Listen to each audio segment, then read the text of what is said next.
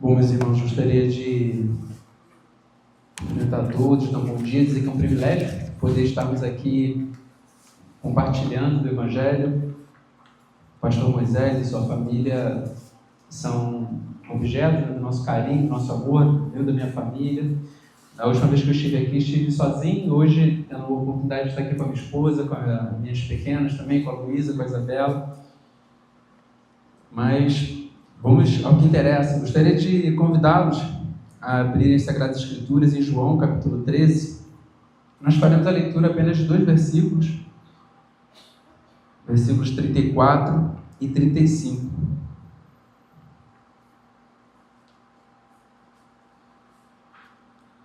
João, capítulo 13, versículos 34 e 35. Diz assim a palavra do Senhor: eu lhes dou um novo mandamento, que vocês amem uns aos outros, assim como, vocês amem uns aos outros, assim como eu os amei, que também vocês amem uns aos outros. Nisto todos conhecerão que vocês são meus discípulos, se tiverem amor uns aos outros. Vamos fechar nossos olhos e vamos orar. Santo Deus, é um privilégio, Deus, nós nos reunirmos para prestarmos culto ao Teu nome. É um privilégio, Senhor, refletirmos sobre cada verso, Senhor, daquilo que cantamos, desde o momento em que chegamos aqui. Pensar, Senhor, sobre a Tua grandeza, pensarmos sobre o Teu governo sobre o universo. Pensarmos, Deus, que o Senhor tem em Tuas mãos o curso de toda a história e que chegará o dia, Deus, em que todo joelho se dobrará, toda língua reconhecerá, Deus, a Tua majestade, a Tua grandeza. Mas, Deus Santo, até esse dia, nós somos carentes, Senhor, da Tua graça, da Tua instrução, do Teu consolo. E por isso, Deus, nós te suplicamos que o Senhor possa falar conosco através das Sagradas Escrituras.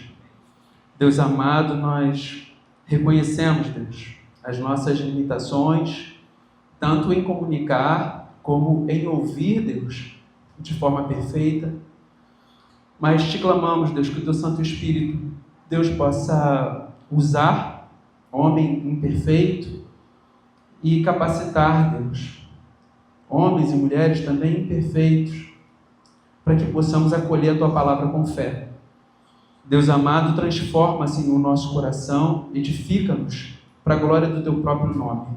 Em nome de Jesus Cristo, Deus, nós te suplicamos. Amém, Senhor. Amém. Meus irmãos, hoje, conforme o pastor Moisés mencionou, me coube falar sobre amor, e meditarmos acerca desse tema, e esse texto foi o que me veio à mente quando ele me incumbiu, dessa responsabilidade, desse privilégio. Mas antes de a gente entrar no texto propriamente dito, eu gostaria de falar com vocês um pouquinho sobre o que nos motiva a compartilharmos algumas notícias, coisas que tocam, a nossa vida. Eu, enquanto meditava nesse texto, estava pensando, sobre no momento em que nasceram as minhas filhas, no momento em que eu conheci a minha esposa. Às vezes, quando a gente pensa na nossa própria história, a gente pensa no momento em que a gente deu o primeiro beijo, no momento em que nós ingressamos no mercado de trabalho e abraçamos uma oportunidade profissional bacana. Então, o nosso coração, ele é muito mexido, muito tocado com isso. Principalmente quando a gente fala de primeiro filho, Eu falei das minhas filhas, mas principalmente quando a gente fala de primeiro filho, aquele que quem é pai, quem é mãe sabe disso. E é muito engraçado que depois de um tempo a gente percebe que é meio recorrente, o mesmo tipo de comportamento. A gente está com uma foto no celular, quer compartilhar, quer mostrar para alguém, quer mostrar quando começou a andar, quer mostrar quando começou a falar. E hoje, quando eu vejo alguns pais de bebês e chegam perto de mim agindo dessa maneira, eu lembro de mim mesmo quando eu comecei a fazer esse tipo de coisa. Quando eu achava que era a maior novidade do mundo, mas na minha vida era a maior novidade do mundo. E quando a gente começa a conversar com os pais mais experientes, a gente percebe, né, que muitos são os desafios, muitas são as novidades, muitos são os motivos de encantamento. Mas mesmo quando a gente está no segundo, terceiro, e não é o meu caso, mas eu vejo pessoas que não estão terceiro, quarto, quinto filho, ficam mais desacelerados com as preocupações, com os cuidados, mas o amor que falam acerca dos seus filhos falam do mesmo jeito. Continuam se encantando, continuam se alegrando e falam dessa maneira. Então, eu gostaria de estabelecer isso como pano de fundo para a gente poder falar sobre a comunicação do Evangelho. Porque quando a gente fala da comunicação do Evangelho, por vezes a gente se apropria de alguns termos, sobre intencionalidade, sobre ser missional, sobre nós aproveitarmos as oportunidades para comunicarmos a mensagem do Evangelho. Só que é necessário a gente pensar o que nos motiva a fazer tal coisa, o que nos leva a fazer isso, o que nos leva a comunicar essa mensagem, o que nos leva a transmitir a mensagem do Evangelho, aquela mensagem que nos alcançou primeiro. Então, nesse processo, como parte desse pacote, nós falamos sobre discipulado, sobre fazer discípulos, porque foi para isso que nós fomos chamados. Tem um escritor que fez uma declaração muito interessante. Ele fala que a Europa transformou o Evangelho em filosofia, os americanos transformaram isso numa espécie de negócio, de business, né? Então, muito método no que tem a ver a transmissão de Evangelho. E não que haja um pecado por si só em ambas as coisas, porque nós cremos que existem implicações filosóficas, cremos que existe método, mas o problema é quando a gente resume a mensagem do Evangelho somente a isso. Quando a gente começa a pensar discipulado como sendo um livro, né, uma cartilha, em que nós devemos ensinar para outras pessoas e a partir do momento em que isso acontecer, estará tudo resolvido. Quando a gente pensa que o Evangelho é um conjunto de regras, um conjunto de grandes verdades, que no momento que a gente explicar isso para alguém, essa pessoa já estará bem encaminhada no reino. Quando a gente olha, por exemplo, para a história de Pedro, que é tão emblemático entre os discípulos, entre os apóstolos, como sendo alguém impulsivo, sanguíneo, alguém que era muito impetuoso na sua relação com Cristo e com os demais discípulos. A gente percebe que depois de bastante tempo de caminhada, bastante tempo ouvindo Jesus Cristo ensinar, após muitos milagres, após ter presenciado a multiplicação de pães e peixes, após ter presenciado a ressurreição de mortos, após ter visto Cristo curar leprosos, quando chega lá em Lucas, no capítulo 22, Jesus Cristo fala para Pedro: Pedro, quando você se converter, fortalece a fé dos teus irmãos. Isso eu confesso que é muito inquietante para mim quando a primeira vez que eu parei para refletir nesse versículo, nesse texto, porque talvez alguém com o currículo de Pedro, se ele chegasse na nossa igreja, nós o convidaríamos para ser diácono, presbítero ou até pastor da nossa igreja. Afinal de contas, ele já tinha caminhado bastante tempo com Cristo, tinha visto muitos milagres, tinha saído anunciando o Evangelho, e Cristo fala para ele: Pedro, quando você se converter, fortalece a fé dos teus irmãos.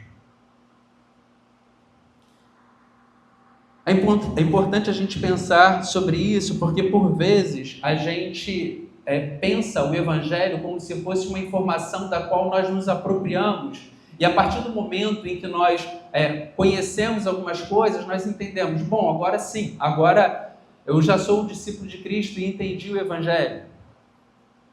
O ponto é: será que nós somente nos apropriamos dessa mensagem, ou será que a nossa vida foi apropriada por ela? O Evangelho não é somente uma informação, um episódio, um marco na nossa vida, uma porta que nós atravessamos, mas o Evangelho é um caminho pelo qual nós trilhamos. Trata-se de, em algum momento, um momento ou outro da nossa caminhada, nós nos darmos conta de uma nova nuance do Evangelho, que nós precisávamos ter a nossa vida transformada e nós não havíamos nos dado conta disso. Todas as vezes que eu me sinto confrontado, instruído, orientado ou consolado por algum aspecto do Evangelho que eu não tinha pensado antes, a sensação que eu tenho é que trata-se de uma daquelas experiências que, sabe, quando você vai ao médico, você não está se sentindo muito bem, e o médico fala assim, não, você já percebeu essas pequenas manchas que apareceram na sua pele? Você não tinha se dado conta disso?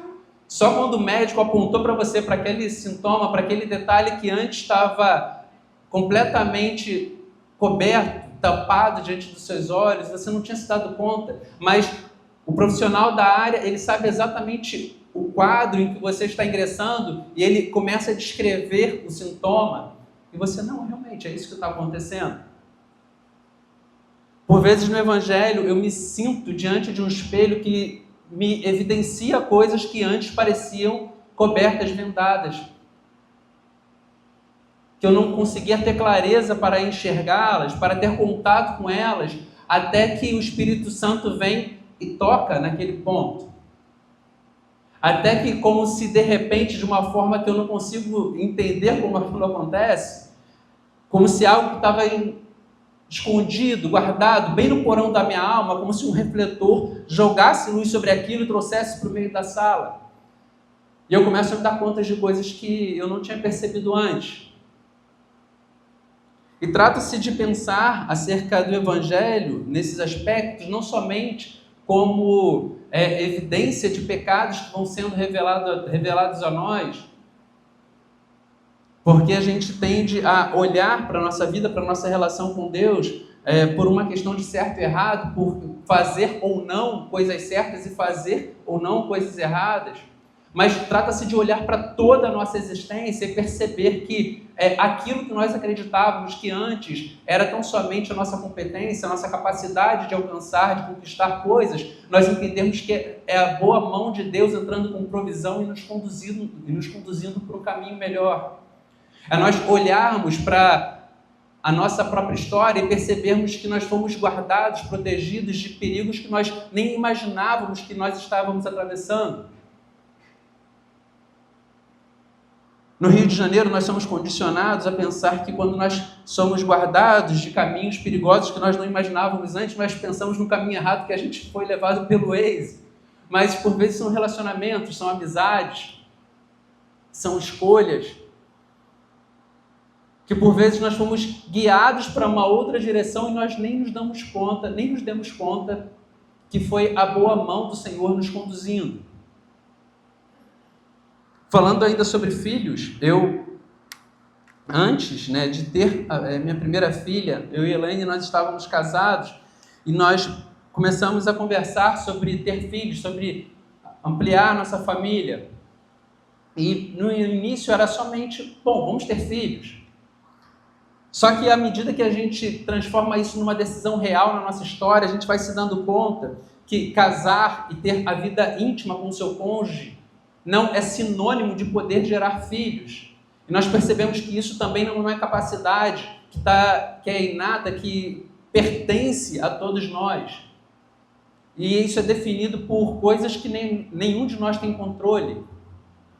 E a partir do momento da concepção dos filhos, nós também percebemos que gerá-los com saúde também é algo que não pertence a nós, que nós também não temos controle. É o assombro, o espanto do salmista quando descreve a geração de uma criança como sendo entretecida no ventre da sua mãe, e ele fala sobre isso como um grande assombro, um grande deslumbramento. E quando você vê o bebê crescendo e a cada exame que você vai fazendo, você vai pedindo a Deus para que tudo possa correr bem, que possa nascer saudável, possa nascer com saúde. Então são muitas variáveis que nós nos deparamos ao longo da nossa existência, que nós vamos percebendo que nós temos pouca ingerência sobre a maioria delas. Ainda que boa parte da nossa vida, boa parte das decisões que nós tomemos tenha um componente volitivo, é a nossa decisão, a nossa escolha, a eficácia de boa parte delas não está em nossas mãos. E tornar-se um discípulo, conhecer a mensagem do Evangelho, é olhar para tudo isso e perceber a boa mão do Senhor conduzindo a nossa história. É olhar para tudo isso e entender que não trata-se de capacidade pessoal, não se trata de perspicácia, mas do amor do Senhor conduzindo quem nós somos.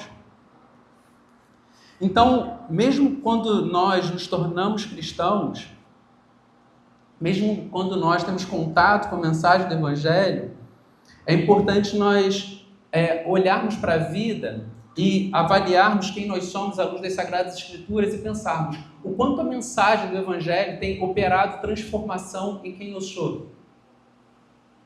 Quanta diferença existe no meu próprio coração desde o momento em que eu tive contato com o Evangelho e semanas, meses, anos depois dessa primeira mensagem, desse primeiro impacto que tomou meu coração. Será que eu percebo que meu coração foi transformado? Será que eu percebo que a minha vida mudou? Será que os meus objetivos foram modificados? Será que os planos que eu traço hoje levam em consideração outras coisas, além de mim mesmo? O nosso discipulado tem a forma como nós vivemos, a forma como nós nos tornamos discípulos, isso tem operado transformação no meu caráter, tem mudado quem eu sou? Ou existem coisas que eu prefiro entender que fazem parte da queda, fazem parte do efeito do pecado original, e são coisas que eu tenho que aprender a lidar, afinal de contas todos nós somos pecadores, e por isso são coisas com as quais eu vou ter que viver. Trata-se de uma desculpa bastante robusta e teológica para nós justificarmos o nosso próprio pecado. Mas quando a gente olha para vários exemplos de pessoas que tiveram contato com Cristo, nós percebemos que ao longo da caminhada o coração dessas pessoas foi transformado. O próprio Pedro, que é o exemplo que nós optamos por pensar das Sagradas Escrituras, nós vemos claramente um Pedro no início da caminhada, no momento em que ele é chamado, e quando nós olhamos para suas epístolas, 1 Pedro, 2 Pedro, nós vemos um tom de voz, percebemos um discurso diferente, percebemos alguém que tem um coração completamente modificado pela mensagem do Evangelho. Um bom termômetro para que nós possamos averiguar esse tipo de coisa é a gente atentar para a percepção que as pessoas têm acerca de nós mesmos. Como os nossos filhos nos veem, como a nossa esposa, o nosso esposo nos vê, como os nossos colegas de trabalho percebem que a nossa vida foi tocada pela mensagem do Evangelho. Eu tive oportunidade de aconselhar uma pessoa que está caminhando em nossa igreja e ela chegou à nossa comunidade com muitos desafios pessoais, questões emocionais. Só que trata-se de uma pessoa muito inteligente, muito perspicaz intelectualmente, e durante os primeiros meses, a impressão que eu tenho é que ela acreditava piamente que o Evangelho era algo que ela ia conseguir absorver através do contato com o número através da quantidade de livros que ela pudesse ter contato. Então ela ia ler bastante teologia, ler a Bíblia toda, e em determinado momento ela ia chegar ao ponto de dizer que a sua vida foi transformada. Depois de algum tempo agonizando, tendo vários conflitos pessoais, depois de quase 1 ano e meio, caminhando para 2 anos, ela me mandou uma mensagem há pouco tempo dizendo que percebia que alguma mudança estava acontecendo no coração dela. E eu falei assim, glória a Deus, ela percebeu que o Evangelho é quem precisa ser o agente de transformação, e nós precisamos nos submeter a ele. Deus não é um objeto de estudo acadêmico que a gente vai colocar sobre a mesa e a gente vai conseguir dissecar, e vai chegar num determinado momento em que nós diremos, bom, eu já sei tudo disso. Quando a gente olha, por exemplo, de Jesus Cristo, as palavras que ele profere a seus discípulos nesse texto que a gente acabou de ler, nós somos confrontados com uma verdade que é irrefutável. O testemunho cristão, ele não é autodeclaratório. A gente não pode acreditar que ser um bom cristão significa simplesmente falar isso para todo mundo, falar nas pesquisas às quais nós somos submetidos, de qual igreja nós somos membros e qual confissão de fé nós subscrevemos. Mas o ser cristão é algo que é perceptível, é identificado por pessoas que estão ao nosso redor, pessoas que caminham com a gente. Eu não fui sempre de igrejas evangélicas, eu me converti com 19 anos de idade. A minha família, na verdade, vivia num catolicismo meio sincrético, com uma mistura de simpatia e coisas bastante diferentes. Era uma salada de fruta, né? As nossas crenças. Mas uma lembrança que eu tenho, e dos meus 19 anos, já tem bastante tempo, né, para trás, eu lembro-me que quando eu era jovem, adolescente, alguns cristãos, pessoas que eram membros de igrejas evangélicas, quando caminhavam no nosso meio, o seu testemunho era tão evidente, tão forte, tão eloquente, que algumas conversas nós evitávamos quando essas pessoas chegavam. Na escola, quando eu tinha um colega que a gente falava, não, fulano é crente, aí o pessoal não falava palavrão, não falava algumas besteiras. No ambiente de trabalho, não, para de falar isso, que fulano chegou. Então, essas pessoas nunca me falaram para que eu me privasse de fazer comentários que eu entendia que era inapropriado. Era algo que já estava implícito por conta do testemunho que boa parte delas exibia. Então, quando nós pensamos sobre isso, nós começamos a entender que o sentido bíblico de conhecer vai muito além de simplesmente saber que determinada pessoa é evangélica, é cristã. Quando as Sagradas Escrituras falam sobre conhecer, isso é muito interessante, principalmente no Antigo Testamento, quando fala que fulano conheceu sua esposa. Isso é dito sobre diversos personagens bíblicos.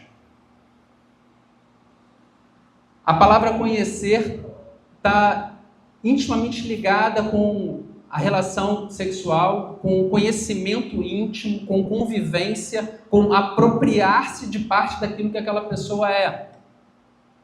Então, quando a gente começa a pensar em nós sermos conhecidos como cristãos, a partir da verdade que as pessoas vão chegar perto da gente, ter contato com quem nós somos, nos conhecer intimamente e não terem nenhuma outra conclusão, outra constatação a chegar do que, bom, verdadeiramente eles se parecem com Jesus.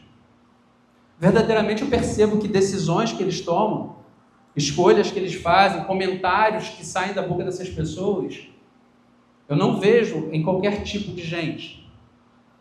Eu percebo que existe um grau de misericórdia e empatia que eu não percebo de forma geral nas pessoas com as quais eu tenho contato. É importante que a gente pense sobre isso, porque a gente pode traçar um paralelo e avaliar se o grau de intimidade e convivência que algumas pessoas têm conosco as levam a ter convicção que verdadeiramente nós somos cristãos, que somos crentes, ou trata-se de uma oportunidade de fazer com que essas pessoas se tornem incrédulas sobre nós professarmos a fé cristã. É importante nós pensarmos sobre isso, porque o discurso, por mais ortodoxo que seja, por mais fiel que seja a teologia que nós subscrevemos, o próprio apóstolo Paulo, em Coríntios, ele fala sobre a importância do amor ser o recheio da vida cristã. Em Coríntios 13, 1 Coríntios 13, versículo 1, ele diz: ainda que eu fale a língua dos homens e dos anjos, se não tiver amor, serei como bronze, que soa como símbolo que retine. Então, tem muita gente que pensa nesse texto como sendo o amor conjugal, falar sobre casamento, mas não é sobre isso que o apóstolo Paulo está falando. A gente hoje vê uma série de perfis de alguns jovens, e eu confesso que eu fico até bastante admirado pelo grau de inteligência, perspicácia, articulação para poder se comunicar, para poder dialogar, para poder debater, mas por conta do momento que a gente vive, não só no nosso país, mas no mundo. um grau de polarização absurda que inviabiliza o diálogo entre pessoas que pensam politicamente diferentes, por exemplo. Eu tenho visto o perfil de alguns jovens que se apresentam como cristãos e falam da fé com bastante inteligência, de forma bastante articulada, com bastante eloquência, pensam de forma muito rápida. E eu confesso que isso é maravilha, eu acho fantástico isso. Só que quando a gente começa a olhar para o resultado dessas pessoas que se apresentam como cristãos e defendem uma linha de pensamento, nós olhamos para trás de muitas dessas pessoas e vemos um rastro de ódio e de inimizade. Porque o que me parece é que, na verdade, o combustível que as motiva a fazer esse tipo de discurso, de produzir esse tipo de material, não é o compromisso com o Senhor do Evangelho, mas com aspectos morais que são implicações do Evangelho. Então, trata-se mais de um conservadorismo que se vestiu de Evangelho e tenta usar o maior grau de intelectualidade possível para poder convencer a partir de argumentos os seus interlocutores, as pessoas com as quais está debatendo. Então, quando a gente acaba de assistir alguns desses vídeos, nós temos mais a sensação de que vimos uma batalha de pessoas que venceram essa batalha e outros que foram envergonhados nessa batalha, do que sair com a convicção de que a mensagem do Nazareno foi anunciada, foi pregada, e que pessoas conheceram mais o amor de Jesus Cristo a partir do contato desses perfis, dessas mensagens, desses conteúdos que são produzidos. Então, ainda que seja importante nós pensarmos sobre apologética, sobre a importância de nós defendermos a nossa fé, por mais importante que seja a gente ter uma fé robusta, bem alicerçada, com bastante conhecimento teológico, as implicações filosóficas disso, as implicações sociais, ainda que a gente reconheça a importância de tudo isso, e eu sei que essa aqui é uma igreja que preza por isso, porque eu conheço bastante Moisés, é importante que nós entendamos que isso não resume o Evangelho. Não existe mensagem política, não existe espectro ideológico que dê conta do que é a mensagem do Evangelho. Sempre vai ficar aquém do que o nosso Salvador viveu e nos mostrou. Então, é importante que nós entendamos que, se nós passamos em algum lugar, ninguém se dá conta que nós nem somos membros de uma igreja, ou se num determinado momento nós anunciamos isso para outras pessoas, só que quando nós passamos a defender aquilo que nós acreditamos e apresentar aquilo que nós acreditamos, nós conseguimos olhar para trás e perceber somente um rastro de amargura. Trata-se de motivo suficiente para nós revermos o impacto que o Evangelho causou no nosso coração. De que forma nós fomos transformados por ele. É importante que as pessoas que têm contato conosco, elas verdadeiramente conheçam o Evangelho, como é dramatizado no Antigo Testamento, quando diz que Isaac conheceu Rebeca. O grau de intimidade era tanto que ele entendeu exatamente quem era. É importante que nós olhemos para esse tipo de descrição e quando nós nos depararmos com o versículo que nós acabamos de ler, que Jesus Cristo diz, aí sim conhecerão que são meus discípulos. As pessoas vão ter contato conosco, vão se aproximar da gente, entender o estilo de vida que nós vivemos, vão conseguir perceber o que é importante para a gente, o que nós rejeitamos, as coisas que são prioridades para nós, as coisas que nós entendemos que devem ser colocadas de lado, e as pessoas vão olhar, bom, verdadeiramente eu estou diante de um cristão. Verdadeiramente eu estou perto de alguém que conhece Jesus.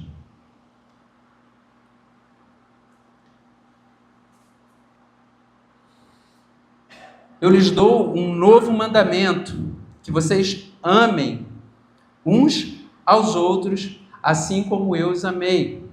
Que também vocês amem uns aos outros. Nisto todos conhecerão que vocês são os meus discípulos. A gente pensar sobre amor é bastante desafiador, né, nos nossos dias. E a gente pode pensar como exemplo, é óbvio que quando a gente fala sobre amor, é muito mais do que o amor conjugal, mas eu creio que a gente pode tomar o amor conjugal como exemplo, como um ponto de partida para a gente poder perceber, para a gente refletir o quanto a nossa visão acerca de amor ela é deturpada e marcada pelo pecado. O pastor Tim Keller escreveu um livro fantástico chamado O Significado do Casamento. Eu recomendo a todos, aqueles que já são casados e aqueles que pretendem se casar, que leiam esse livro.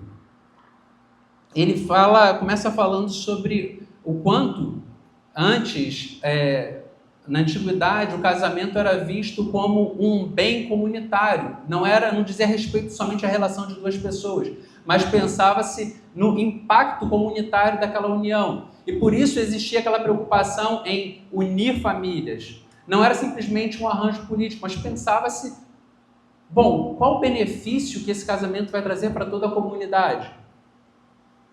E ainda que pensar isso ao extremo seja desconsiderar completamente o indivíduo, nós não podemos esquecer que existem sim implicações comunitárias para o casamento. Porque quando uma pessoa casa com outra, as famílias são unidas.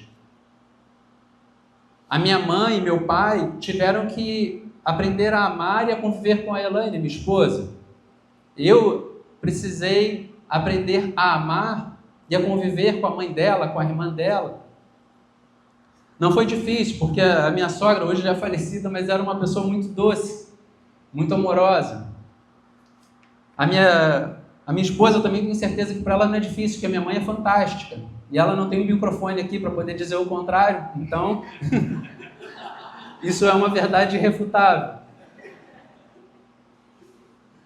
Mas nós passamos a entender que existe sim impactos comunitários. Não diz respeito só a mim e a Elaine. Diz respeito à minha família, diz respeito à família dela.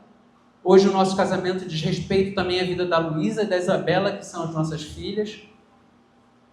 Então, quando nós paramos para pensar nessa quantidade de pessoas que acabam sendo afetadas sobre a nossa decisão de casar, a gente começa a entender o quão insano é uma pessoa que às vezes chega aos 25, 30 anos de casado e começa a dizer, bom, eu não me vejo mais realizado nessa relação. Eu acho que eu descobri o amor. E vai atrás de uma pessoa que é 10, 15 anos mais nova que ela.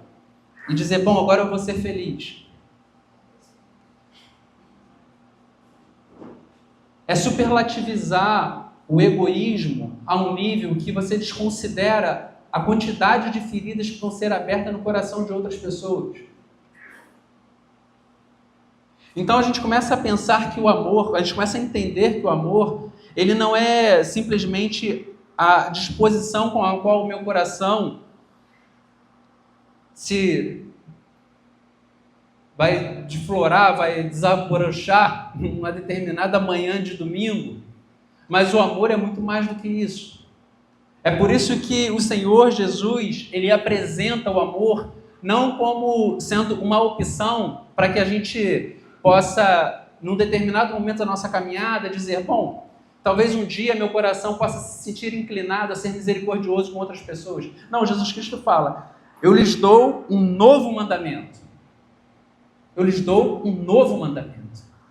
Então, a gente pensar que Jesus Cristo está se virando para os seus discípulos, que eram homens de carne e osso, assim como nós somos, dados às mesmas paixões como nós somos, inclinados aos mesmos pecados, assim como eu e você, e Jesus Cristo diz, um novo mandamento eu lhes dou, que vocês amem uns aos outros. E se a gente parasse por aqui, a gente poderia, ainda assim, perverter aquilo que Jesus Cristo está comunicando. Porque se eu, por exemplo, fosse apaixonado por, por MMA, aí eu vou falar assim, não, eu vou te levar para todas as competições de MMA que você puder, meu irmão, porque você tem que viver isso comigo, porque é algo fantástico. Então, Jesus Cristo, ele manda que os seus discípulos amem, só que ele também estabelece um parâmetro, um paradigma, um modelo de amor. Ele fala que vocês devem amar assim como eu vos amei. Então, a conotação adquire um formato completamente diferente. Quando Jesus Cristo ele é instigado por um interlocutor a resumir a lei do Senhor, Jesus Cristo fala, bom, que você ame a Deus sobre todas as coisas e ao seu próximo como a si mesmo. Então toda a lei se resume ao amor, a forma como nós amamos a Deus e a forma como nós amamos ao próximo. E quando o apóstolo Paulo, ele fala sobre a fé, a esperança e o amor, né, que é colocada como as virtudes teologais, ele também diz que o amor é o mais importante. Eu espero que não seja por isso que vocês tenham me chamado para falar aqui hoje, como sendo a virtude mais importante.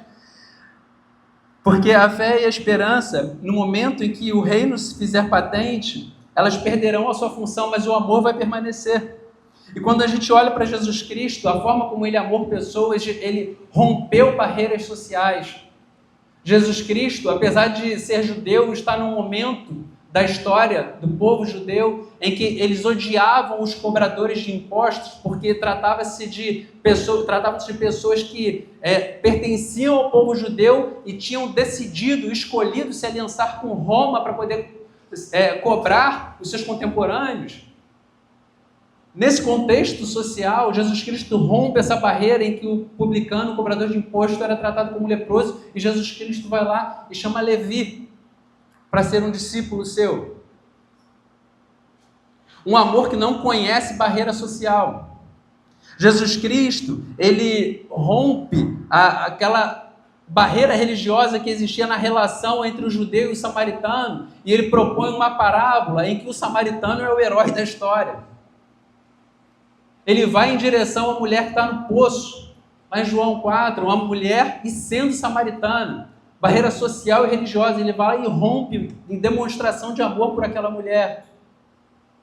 Jesus Cristo, ele rompe barreiras morais, porque quando ele se dá conta que existe uma mulher que foi pega em flagrante adultério, e estava ali para ser objeto do derramar da ira de um monte de gente, e que aproveitou o episódio para poder tentar colocá-lo numa espécie de sinuca de bico, né, como nós dizemos popularmente, Jesus Cristo amou aquela mulher e não negou a lei. Pelo contrário, ele falou assim, não, vocês estão certos, vocês devem apedrejá-la assim. Só que ele não aplicou a lei, a letra, de forma fria. Mas ele falou, bom, quem não tiver pecado, por favor, pode começar a apedrejar.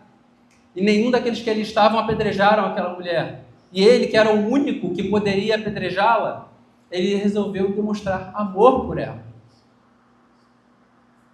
Então, quando a gente olha para isso, a gente olha para o tipo de amor que Jesus Cristo o tempo inteiro demonstra nas Sagradas Escrituras, nós percebemos que quando chega no momento em que ele olha para as multidões e diz que as multidões estavam aflitas e exaustas, como ovelhas que não tinham pastor, e o texto sagrado diz que ele se compadeceu daquelas pessoas. E a palavra que é descrita para a gente como compadecer no original é um mover de vísceras. E para a gente é um pouco estranho pensar em compaixão sobre esses termos, né? Sobre esses aspectos, porque a gente pensa muito em compaixão como se fosse uma certa dose de pena, de piedade. Mas o hebraico, ele tem uma raiz muito forte de marcas tribais. Então, a forma de comunicar, apesar do texto não ter sido escrito em hebraico, tratava-se de uma cultura judaica. A forma dele se comunicar tinha um vínculo estreito, uma ligação muito estreita com experiência física. Então, se a gente falar aqui que a gente soube da história de uma criança que está acometida de uma grave enfermidade, está com câncer, está muito doente, está precisando de doação de sangue, transplante de órgãos, a gente vai ficar muito chateado com isso, triste. Poxa, que pena, uma criancinha tão pequena. Agora, se a gente pensar na possibilidade dessa criancinha pequena ser nosso filho, dá uma espécie de vazio no estômago. A gente sente os órgãos chacoalhar dentro da gente, a boca seca. A gente fica pensando Por que isso foi acontecer comigo? Por que isso foi acontecer com a minha família? O coração aperta imediatamente. A gente tem contato com essa mensagem, a gente não consegue ficar indiferente a isso.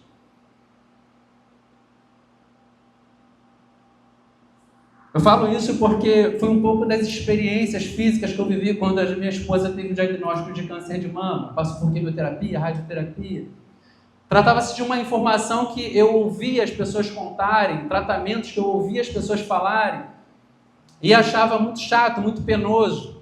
Só que quando você vive isso dentro da sua casa, você percebe o grau de importância que é ouvir uma notícia como essa. Então, quando Jesus Cristo diz que Ele se compadeceu, quando a Sagrada Escritura diz que Jesus Cristo se compadeceu dessas pessoas, é esse tipo de contato com a informação que o texto sagrado está nos transmitindo. Então é necessário que, quando nós pensarmos no amor, no importar-se com o outro, a gente precisa arrastar para esse tipo de categoria, para um remover de vísceras. É a gente pensar, como eu me sentiria se isso acontecesse dentro da minha casa?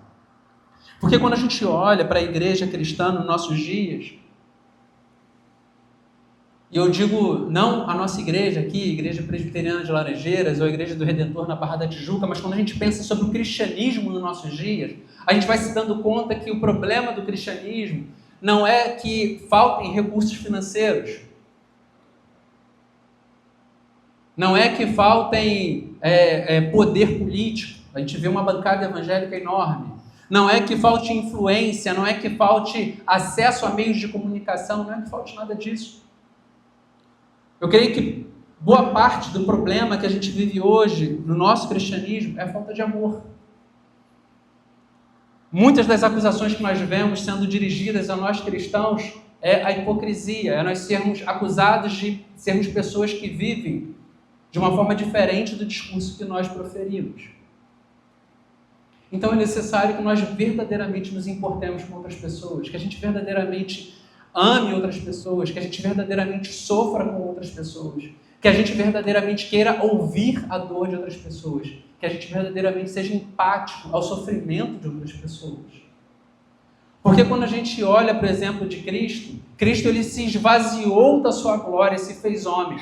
Ele verdadeiramente tinha ao que se agarrar, mas ele não tomou por usurpação ser igual a Deus, antes disso se esvaziou. Assumiu forma humana e foi obediente até a morte de cruz. A gente vê que ele deliberadamente ele nasceu pobre.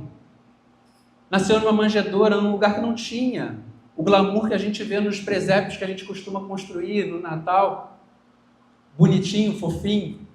A manjedoura é o lugar onde os animais comem. Então foi lá que foi o berço de Jesus Cristo. Jesus Cristo, ao falar sobre o seu ministério, quando alguém disse que queria segui-lo, Jesus Cristo fala, o Filho do Homem não tem nem onde reclinar a cabeça.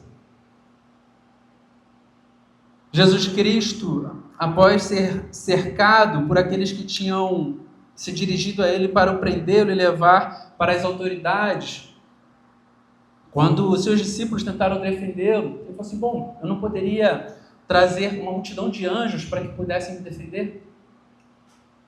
Mas por amor, voluntariamente ele se entregou. Voluntariamente ele carregou a própria cruz. Voluntariamente ele entregou suas mãos aos cravos. Voluntariamente ele se fez maldito para que nós pudéssemos ser feitos santos. Voluntariamente ele tomou o cálice da ira para que nós pudéssemos ter acesso ao cálice da nova aliança. Voluntariamente ele se entregou por mim e por você. Então, a partir do momento em que essa mensagem ela se apropria de todos os aspectos da nossa vida, de quem nós somos, aí sim nós começamos a viver um cristianismo de verdade. Mas para que isso aconteça, é necessário que a gente entenda que o Evangelho não é uma porta, mas é um caminho. Dia após dia a gente tem que ser lembrado disso. Porque nós somos pessoas que esquecem. Nós somos pessoas que são dadas a se entregar facilmente à justiça própria, à vanglória. Então é importante nós olharmos para nós mesmos e dizermos que existe mudança a ser feita. Sempre existe algo a melhorar. Existe algo a ser aperfeiçoado para que nós nos assemelhemos ao coração de Cristo. O profeta Malaquias, quando ele fala sobre a vinda do Messias, ele fala que chegará o dia em que o coração dos pais será convertido aos filhos e os filhos aos pais. Ele pega um tipo de relação tão próxima para poder identificar que, por vezes, nós não somos convertidos aos corações dos nossos filhos, Pelo contrário, ao invés de tentar conhecê-los, amá-los como são e conduzi-los, sermos ajudadores nas suas vidas, nós tentamos encaixá-los numa forma que é segundo o reino que nós mesmos estabelecemos. Então é necessário que nós tenhamos o nosso coração convertido aos nossos filhos, que nós os amemos como indivíduos, que nós separemos tempo para ouvi-los e saber aquilo que os angustia, aquilo que os alegra, quais são os seus sonhos. Que o coração dos filhos sejam convertidos aos pais. Se pertencermos a Jesus Cristo, o nosso amor deve se parecer com o amor dele, com o próprio amor que ele amou a igreja. Quando a igreja de Cristo ama como Cristo amou o mundo, ele não precisa de explicações. Trata-se de um testemunho autoevidente, de uma declaração, de um sermão autoevidente. Como um pastor que me deu aula no seminário falava, ele dizia que vidas transformadas são sermões poderosos. Nós comunicaremos o Evangelho, sim, anunciaremos a mensagem, mas o amor que nós demonstramos, através dele, o mundo conhecerá que nós somos discípulos de Jesus. Amém? Vamos orar. Deus amado, nós reconhecemos, Deus, que o nosso coração é um coração pecador. Deus, e a cada vez que temos contato com as Sagradas Escrituras, Deus, nós percebemos um novo aspecto do nosso coração que precisa ser mudado, que precisa ser transformado. Deus, mas nós te louvamos porque sabemos que essa tarefa não é uma tarefa que foi entregue a nós mesmos, mas é o Senhor mesmo quem muda o nosso coração, quem transforma quem nós somos. Basta que para isso, Deus, nós nos façamos cheios de quem o Senhor é. Deus, que nós possamos, nesse início de ano, como o pastor Moisés falou, que possamos ter fome da Tua Palavra. Deus, possamos ter sede da comunhão com o Senhor, de vida de oração, de ouvir a Tua voz. Deus, e que acima de tudo, Deus, que o Senhor possa transformar, Deus, o nosso ego, o nosso coração, dando-nos, Deus, corações ensináveis, moldáveis. Deus, afasta de nós o orgulho, a soberba. Deus, e que o Senhor possa fazer em cada um de nós, Senhor, uma pequena imagem, um pequeno anúncio de quem o Senhor é. Em nome de Jesus Cristo, Deus, nós clamamos que o Senhor faça assim. Amém, Senhor. Amém.